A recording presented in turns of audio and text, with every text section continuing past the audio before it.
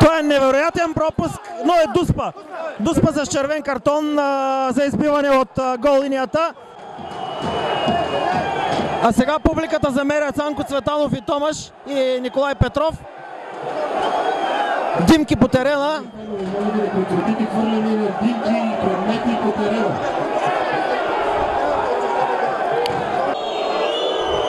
Христо Господинов и 1-0 за Етър. 1-0 за виолетовите пред смълчания стадион Беркут в Брестник. Ето, че дойде момента за виолетовия удар. 1-0 от Дуспа, автор Христо Господинов.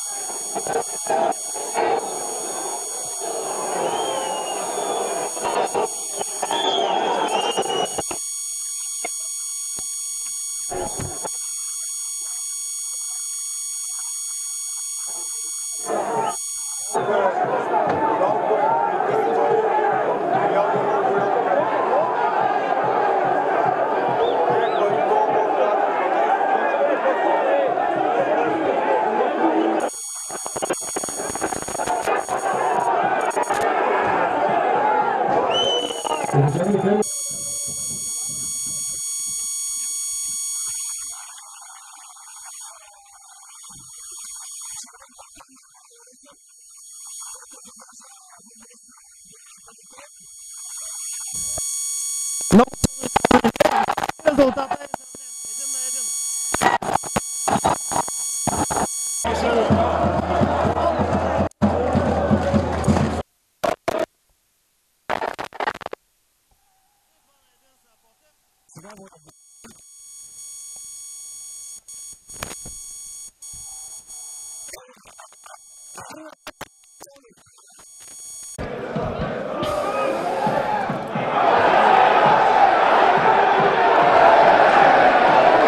Който надясно разтегля към Дима Атанасов. Дима Атанасов в типичен свой стил се опитва да финтира футболистите на Етър. Падна обаче, сам е от дясно Еморгиров. Да видим какво ще направи, трябва да центрира. Има още по-тежката задача с футболист по-малко да бъде догонващия в резултата. В този момент ми казва, че не би трябвало да си помисля Таско Тасков да прекратява тази среща, защото пък аз не бих си представил какво може да се случи от тук нататъка. Ако напрежението ескалира повече, знаете на какво са способни феновете на най-стария отбор в България.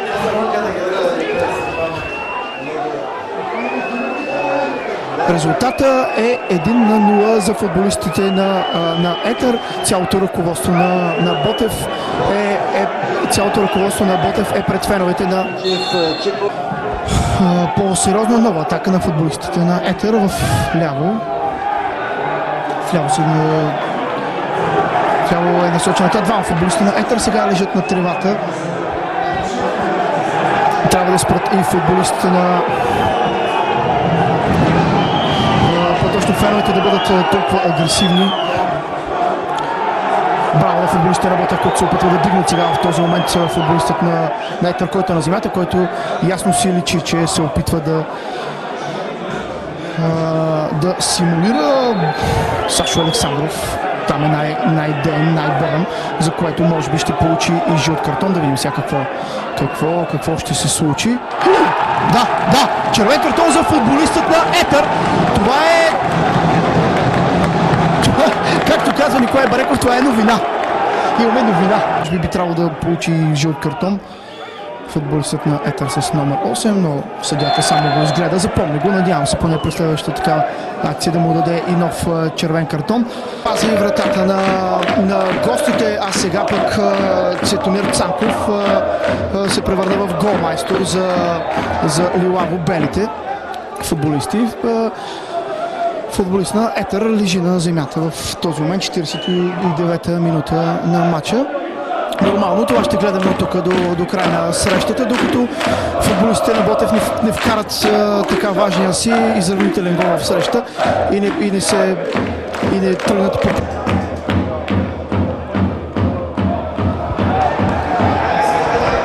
футболистите на Ботев. Димо Атанасов трябва да подаде на Кривия. Кривия дали ще направи удар? Да! Ей! Мале! Силно пълно по време на Ботев. Давно време! Еми сега, ако това не е заслужен жълт червен картон на футболист на Етър. Да, футболистите на Етър остават с 9 човека от тук до края на матча. Колкото и да се опитват те да спорят и да искат обяснения. И тук нататък те ще играят не с един, а с двама човека, по-малко отколкото започнаха среща. Беше изблъскан тук, не знам дали беше Петър Атанасов или Димо Атанасов, мисля, че беше Димо Атанасов, да. Благодаря на Николай Караманов. Димо Атанасов излезе сам в идеално положение, в което определено може да очаквахме и изравняването на матча. Изкупителна жертва е футболистът. Мисля, че това е въпросният футболист с номер 99, Йосеф Идриси, да. Не, извинявам се. Това е футболист с номер 15, Русев. Ивайло Русев е футболистът, който напуска терена. Смяна подготви и Цанко Цветанов в този момент. Сашо Александров пък е с ръце на кръста в прак свободен удар. На около 5-6-7-8 метра от граница на наказателното поле, стена от 4-5 човека и Петър Атанасов заедно с нея. Домакинов, Венци Бонев, Димо Атанасов и Ангел Рахов са около центъра на дуспата. Да ви какво се случи!